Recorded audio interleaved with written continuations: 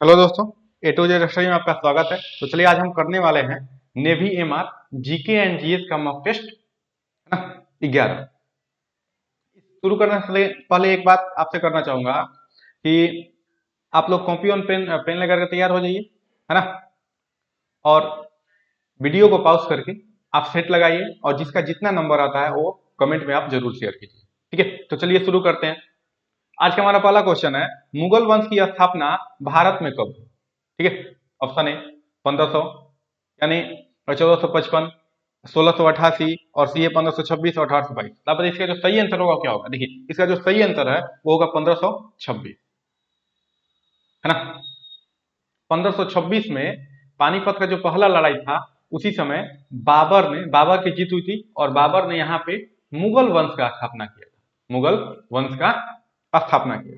ठीक है, तो चलिए अगला क्वेश्चन चलते हैं। अगला क्वेश्चन हमारा, त्रिपिटक धार्मिक ग्रंथ है, किससे संबंधित है?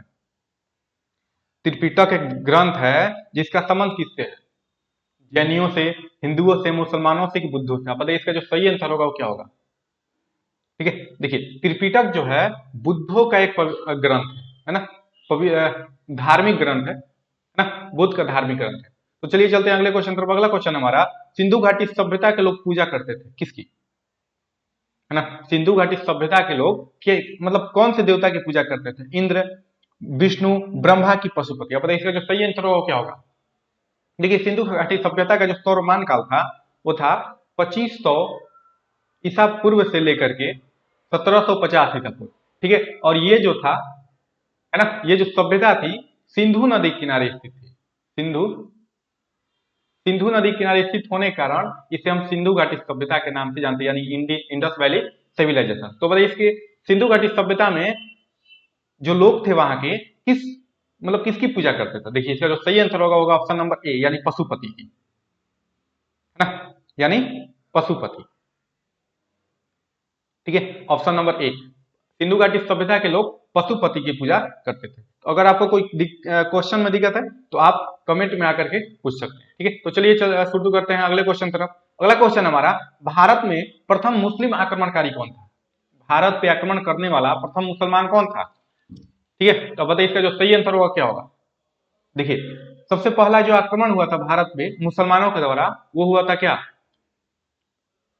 है ना, वो हुआ था 711 ईस्वी में, है ना।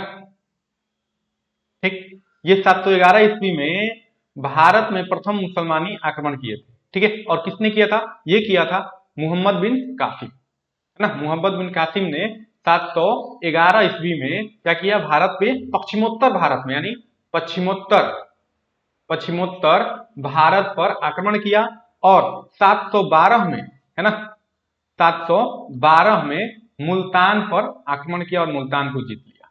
ठीक है, मुल्तान मुल्तान को जीत लिया। ठीक है, तो चलते हैं अगले क्वेश्चन पर। अगला क्वेश्चन है हमारा, संसद में किस वर्ष में संसद में किस वर्ष में 61वां संविधान संशोधन यानी 61वां संशोधन अधिनियम द्वारा मतदान की आयु जो है 21 वर्ष से घटा करके 18? देखिए इसमें क्या था, पहले जो था, है ना, जब संविधान लागू हुआ था उस समय जो मतदान करने का यानी वोट देने का जो आयु था कम से कम 21 वर्ष था। 21 वर्ष से मतदान शुरू किया जाता और क्या किया गया इसमें 21 वर्ष से घटा के 18 वर्ष तक किया गया।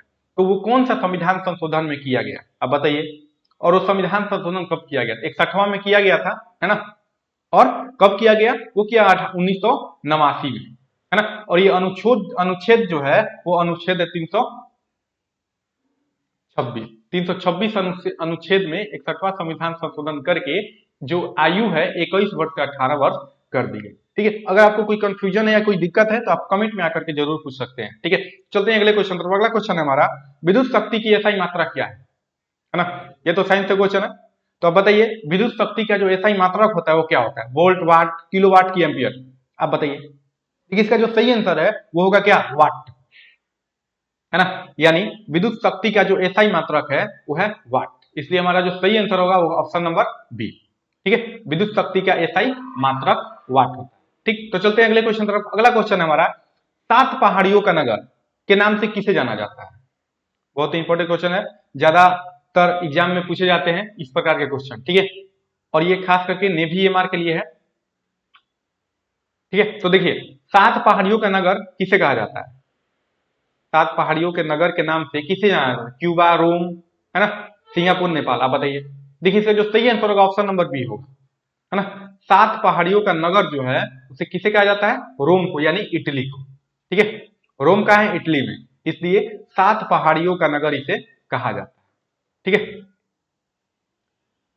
तो चलते हैं अगले क्वेश्चन तरफ। अगला क्वेश्चन है मेढक में, मेढक के हृदय में, है ना, मेढक का जो हृदय होता है उसमें कितने कक्ष होते हैं, यानी कितने चैम्बर होते हैं, है ना, चैम्बर की संख्या कितनी होती है? मेढक के हृदय में कुल कितने कक्ष होते हैं? ठीक है, देखिए मेढक के हृदय में जो है वो कुल 3 कक्ष होते हैं। ठीक है, 3 कक्ष होते हैं, यानी 3 चैम्बर होते हैं। और मनुष्य में बात करें तो 4 चैम्बर होते हैं। मनुष्य मनुष्य में कुल 4 चैम्बर होते हैं, और मेढक में बात करें तो है 3 चैम्बर, इसलिए इसका जो सही आंसर होगा वो ऑप्शन नंबर बी। तो ठीक है, तो चलते हैं अगले क्वेश्चन की तरफ। अगला क्वेश्चन हमारा स्वाइन फ्लू की वजह क्या है, यानी जो स्वाइन फ्लू है ना, वो किसके कारण होता है? जीवाणु, विषाणु, है ना, या वायरस, या प्रोटोजोआ, या कुकुरमुत्ता, है ना। अब बताइए इसका जो सही आंसर होगा क्या होगा? देखिए स्वाइन फ्लू जो है यह स्पष्ट रूप से दिखाई दे रहा है कि स्वाइन फ्लू किससे होता है? वायरस के कारण होता है ना, इसलिए इसका जो सही आंसर है वो क्या होगा? ऑप्शन नंबर बी, है ना। स्वाइन फ्लू जो होता है वायरस यानी विषाणु के कारण होता है। ठीक है, तो चलते हैं। मैं आशा करता हूं आपको कोई दिक्कत नहीं होगा, अगर कोई दिक्कत है तो कमेंट में आप आकर के आप पूछ सकते हैं। तो चलिए चलते हैं अगले क्वेश्चन तरफ। अगला क्वेश्चन हमारा कि सौर मंडल का सबसे बड़ा ग्रह कौन सा है ना, सौर मंडल का सबसे बड़ा ग्रह कौन सा है? ठीक है, तो देखिए सौर मंडल का जो सबसे बड़ा ग्रह है वो है बृहस्पति, ऑप्शन नंबर सी। सौर मंडल का सबसे बड़ा ग्रह जो होता है वो बृहस्पति, और कल बताए थे, कल पिछले वाले सेट में आपको बताए थे। और ये जो है सबसे बड़ा चंद्रमा जो है गैनीमेड, है ना, वो है बृहस्पति का ही है। ठीक है, सबसे बड़ा जो चंद्रमा है गैनीमेड वो बृहस्पति का ही है। ये हो गया हमारा सौर मंडल का सबसे बड़ा ग्रह। और बात करेंगे सौर मंडल के सबसे छोटे ग्रह की, तो वो कौन सा है? बुध। सौर मंडल का सबसे छोटा ग्रह जो है वो कौन सा है? बुध है। ठीक है, तो चलते हैं अगले क्वेश्चन तरफ। अगला क्वेश्चन है हमारा कि अश्रु ग्रंथि, जो अश्रु ग्रंथि है वो कहाँ स्थित होती है? ठीक है, अश्रु ग्रंथि कहाँ पाई जाती है? हमारे हथेलियों में, कि पुख गुहिका में, कि नेत्र गुहा में, कि पेट में? आप बताइए इसका जो सही आंसर होगा क्या होगा? देखिए इसका जो सही आंसर है होगा ऑप्शन नंबर सी, यानी नेत्र गुहा में। ठीक है, अश्रु ग्रंथि कहाँ पाई जाएगी? तो नेत्र में, यानी नेत्र गुहा में पाई जाती है। ठीक है, तो यहां से अगर आपको कोई दिक्कत है तो आप कमेंट में पूछिए, और हाँ सेट लगाना बिल्कुल भी मत भूलिएगा। जिसका जितना नंबर आएगा वो कमेंट में जरूर शेयर करें। ठीक है, अगर आपको कोई दिक्कत है तो कमेंट में बोल दीजिए। ठीक, तो चलते हैं अगले क्वेश्चन की तरफ। अगला क्वेश्चन है ठोस से सीधे वाष्प में परिवर्तित होना। देखिए यहाँ पे बोल रहा है कि किसी भी कोई पदार्थ, है ना, कोई पदार्थ जब ठोस से सीधे वाष्प में परिवर्तित होता है तो उस परिवर्तन को हम क्या कहते हैं, मतलब यानी उस प्रक्रिया को हम क्या कहते हैं? ठोस से सीधे वाष्प में परिवर्तित होने वाली प्रक्रिया को हम क्या कहते हैं? तो देखिए इसको हम क्या बोलते हैं? ऊर्ध्वपातन, है ना। ये क्या है? सीधे ठोस से वाष्प में परिवर्तित हो जाते हैं, इसलिए हम क्या बोलेंगे? ऊर्ध्वपातन। जैसे कपूर हो गया, नैप्थलीन हो गया, ये सब क्या है ना, ये सब क्या है? ये जो है ऊर्ध्वपातन का उदाहरण है। अब बात करें हिमीकरण क्या है, जब, है ना, क्या होता है? द्रव से, देखिए हिमीकरण में होता है द्रव से क्या बनेगा? ठोस बनेगा, है ना। तब क्या होगा? ये जमेगा, यानी हिम ही होगा, हिमकरण, फ्रीज बने, फ्रीज करेगा। ठीक है, फ्रीजिंग। तो इसलिए हिमीकरण क्या होगा? अगर क्वेश्चन कहेगा द्रव से ठोस में बदलना क्या है, वो है हिमीकरण। ठीक है, और ऊर्ध्वपातन जो है वो क्या होगा? ठोस से सीधे वाष्प में बदल जाएगा। ठीक है, तो चलिए चलते हैं अगले क्वेश्चन तरफ। अगला क्वेश्चन है हमारा कि कुल महाद्वीपों की संख्या कितनी है ना, कुल महाद्वीपों की संख्या कितनी है? 7, 6, 8 और 9। तो आप बताइए हमारे विश्व में मतलब कुल महाद्वीप कितने हैं, है ना। तो देखिए कुल महाद्वीपों की जो संख्या है कितनी है? 7 है। ठीक है, जब हम टॉपिक वाइज क्वेश्चन लेकर के आएंगे तो उसमें आपके लिए आपको सब क्लियर किया जाएगा। ठीक है, तो चलिए चलते हैं अगले क्वेश्चन तरफ। अगला क्वेश्चन है हमारा कि विद्युत अपघटन के नियम किसने दिया? ठीक है। विद्युत अपघटन के नियम को किसने दिया? तो मैक्सवेल, लेंज, बोर, फैराडे। आप बताइए इसका जो सही आंसर होगा क्या होगा? विद्युत अपघटन के नियम जो दिया था वो किसने दिया था? तो फैराडे ने दिया था, यानी ऑप्शन नंबर ए। विद्युत अपघटन का नियम जो दिया था वो फैराडे ने दिया। ठीक है, तो चलते हैं अगले क्वेश्चन तरफ। अगला क्वेश्चन है हमारा कि निम्नलिखित में से किसमें रासायनिक ऊर्जा, है ना, रासायनिक ऊर्जा विद्युत ऊर्जा में बदल जाती है? रासायनिक ऊर्जा को विद्युत ऊर्जा में बदलने की प्रक्रिया को हम क्या कहते हैं? परमाणु बम, डायनेमो, बैटरी की बिजली का हीटर, है ना। अब बताइए इसका जो सही आंसर होगा वो क्या होगा? देखिए इसका जो सही आंसर है वो क्या होगा? बैटरी, है ना, यानी ऑप्शन नंबर सी। रासायनिक ऊर्जा से विद्युत ऊर्जा में बदलती है ना। जब रासायनिक से विद्युत में बदलेगी उस प्रक्रिया को, मतलब वो किस में बदलता है? तो बैटरी में बदलेगा। और डायनेमो बोलेगा तो डायनेमो का कौन सा प्रक्रिया होता है? यांत्रिक ऊर्जा को, है ना, यांत्रिक ऊर्जा को किस में बदलेगा? यांत्रिक ऊर्जा को विद्युत ऊर्जा में बदलेगा, है ना। और विद्युत हीटर का बात करें, ये क्या है? विद्युत ऊर्जा को ताप ऊर्जा में बदलेगा। ठीक है, तो चलते हैं अगले क्वेश्चन तरफ। मैं ऐसा करता हूं यहां तक आपको कोई दिक्कत नहीं होगा। अगर कोई दिक्कत है तो आप कमेंट में आकर के जरूर पूछिए। अगर हाँ, और आपने हमारा पार्ट 1 से पार्ट 10 तक अगर वीडियो नहीं देखा है मॉक टेस्ट का, तो आप चैनल के प्ले लिस्ट में जाकर के वो वीडियो को देखिए। ठीक है, जिससे आपको ये पता चले, और हाँ सेट लगाइए जिससे आपको ये पता चले कि आपकी तैयारी कितनी हुई है। ठीक है, तो चलते हैं अगले क्वेश्चन तरफ। अगला क्वेश्चन हमारा, भारतीय पेट्रोलियम संस्थान कहाँ स्थित है ना। भारतीय पेट्रोलियम संस्थान जो है वो कहाँ स्थित है? ऑप्शन ए मुंबई, देहरादून, सी है चेन्नई और पुणे। तो बताइए इसका जो सही आंसर होगा क्या होगा? देखिए भारतीय पेट्रोलियम संस्थान जो है वो है कहाँ? देहरादून, है ना। भारतीय पेट्रोलियम संस्थान कहाँ स्थित है? देहरादून, है ना। इसलिए इसका जो सही आंसर होगा वो ऑप्शन नंबर ए।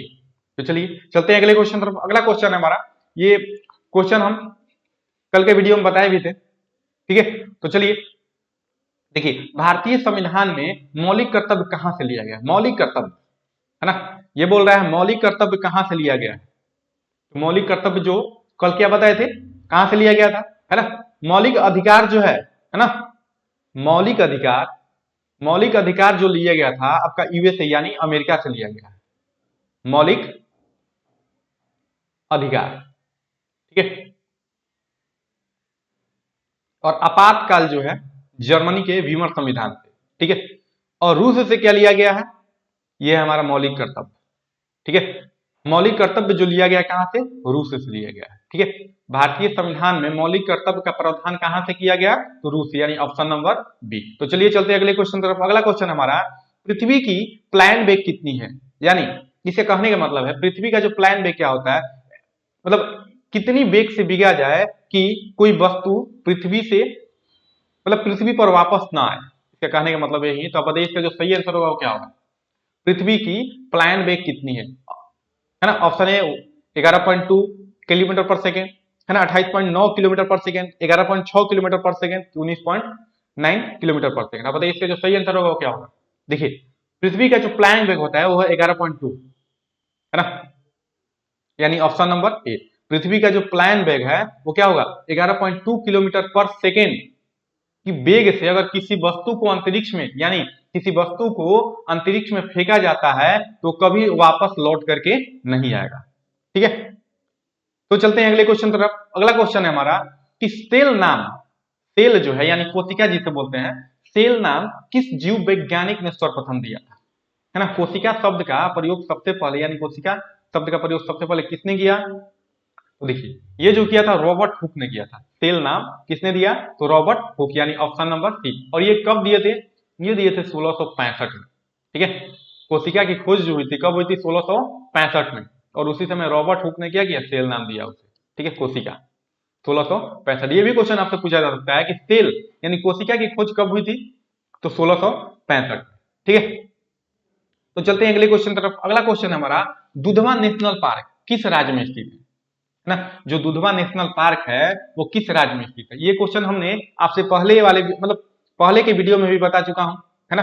तो बताइए इसका जो सही आंसर होगा क्या होगा? ऑप्शन ए रांची, बी है ना, उत्तर प्रदेश, सी है असम और डी है गुजरात। अब बताइए इसका जो सही आंसर होगा क्या होगा? देखिए,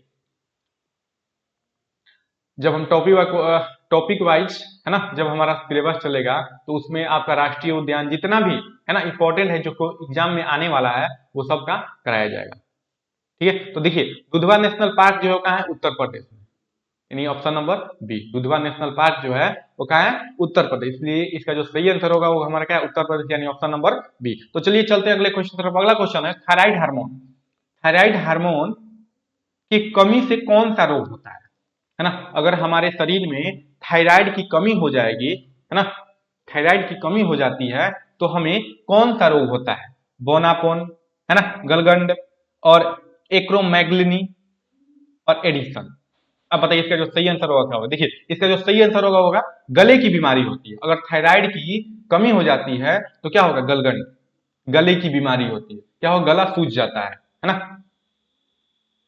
तो इसलिए इसका सही आंसर जो होगा ऑप्शन नंबर बी, थायराइड के हार्मोन की कमी से होता है गलगंड रोग। ठीक है, तो चलते हैं अगले क्वेश्चन की तरफ। अगला क्वेश्चन है कि आगरा शहर किस नदी किनारे स्थित है?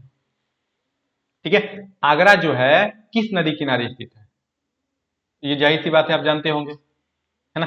ताजमहल किस नदी किनारे है, तो है यमुना, है ना, इसलिए इसका जो सही आंसर होगा ऑप्शन नंबर बी। आगरा किस शहर के किनारे स्थित है, किस नदी किनारे स्थित है, यमुना नदी किनारे, इसलिए इसका जो सही आंसर होगा ऑप्शन। और गंगा जो है पटना, पटना हो गया, कानपुर हो गया, ये सब गंगा किनारे स्थित है। ठीक है, तो चलते हैं अगले क्वेश्चन तरफ। अगला क्वेश्चन हमारा, रक्त का पीएच मान कितना होता है? कल भी एक आपसे क्वेश्चन था, जल का पीएच मान कितना होता है, यानी शुद्ध जल का जो पीएच मान होता है कितना होता है। ठीक है, तब शुद्ध जल का पीएच मान जो होता है कितना, 7.0, यानी 7, यानी उदासीन होता है ना। और क्या बताए थे आपसे कि रक्त का भी बताए थे, है ना। तब बताइए इसका जो सही आंसर होगा क्या होगा। देखिए इसका जो सही आंसर है ऑप्शन नंबर डी होगा, यानी 7.4। रक्त का जो पीएच मान होता है वो क्या होता है, 7.4 होता है। ठीक है, 7 पॉइंट, इसलिए क्या होगा, ये क्षारीय होता है, क्षारीय होता है। और जो 7 से अधिक होगा वो क्षारीय कहलाएगा, जो 7 से कम होगा वो अम्लीय कहलाएगा, जो 7 होगा वो क्या कहलाएगा, उदासीन कहलाएगा। तो चलिए चलते हैं अगले क्वेश्चन तरफ। अगला क्वेश्चन हमारा, निम्नलिखित में से किसका संबंध मुगल वंश से नहीं है ना। इनमें से ऐसे कौन से शासक हैं जो मुगल वंश में नहीं थे? ठीक है, बाबर, हुमायूं, अकबर, है ना। लेकिन जो अलाउद्दीन खिलजी था वो नहीं था, वो किससे था, गुलाम वंश से संबंधित था, है ना। ये जो था गुलाम वंश से संबंधित था। ठीक है, अलाउद्दीन खिलजी, इसलिए इसका जो सही आंसर होगा ऑप्शन नंबर सी होगा कि मुगल वंश से संबंधित नहीं है अलाउद्दीन खिलजी। अब देखिए बाबर, बाबर का लड़का जो था हुमायूं था, और हुमायूं का लड़का कौन था, अकबर हुआ। ठीक है, ये जो लाइन से आप याद रखिएगा, है ना। अब चलते हैं अगले क्वेश्चन तरफ। अगला क्वेश्चन और लास्ट क्वेश्चन है हमारा कि ध्वनि का अधिकतम वेग कहाँ होता है, यानी ध्वनि सबसे अधिक हमें कहाँ सुनाई देगी, मतलब किस स्थिति में सुनाई देगी, निर्वात में, कि वायु में, जल में, कि इस्पात में? आप बताइए इसका जो सही आंसर होगा क्या होगा। ठीक है, देखिए इसका जो सही आंसर होगा ऑप्शन नंबर डी, यानी इस्पात में ध्वनि का वेग क्या होता है, सबसे अधिक होता है। ठीक है, इस्पात में ध्वनि का वेग क्या होगा, सबसे अधिक होगा। ठीक है, इसलिए इसका जो सही आंसर होगा ऑप्शन नंबर डी। मैं ऐसा करता हूं आज का क्लास आपको बहुत पसंद आया होगा, है ना। अगर आपको कोई दिक्कत है ना, तो आप कमेंट में आकर के कमेंट कर सकते हैं। ठीक है, अगर आपने इसका पार्ट 1 से पार्ट 10 तक वीडियो नहीं देखा है मॉक टेस्ट का, तो आप चैनल के प्लेलिस्ट में जाकर के वो वीडियो को जरूर देखें। ठीक है, बस आज के लिए इतना ही, जिसमें हम आज 25 क्वेश्चन किए, अब आगे कल 25 क्वेश्चन के लिए। तो चलिए बाय।